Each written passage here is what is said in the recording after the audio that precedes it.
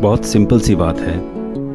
या तो बाहर निकलो, स्ट्रगल करो, राह के धक्के खाओ, सीखो, जीतो, हारो, खुद को पहचानो, डिसिप्लिन और कंसिस्टेंसी को एक्सेप्ट करो।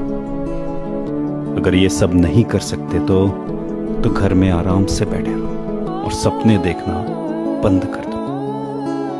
ये काम चलाओ मेहनत करने से, थोड़ा बहुत काम कर लेने से सपने सच नहीं होते।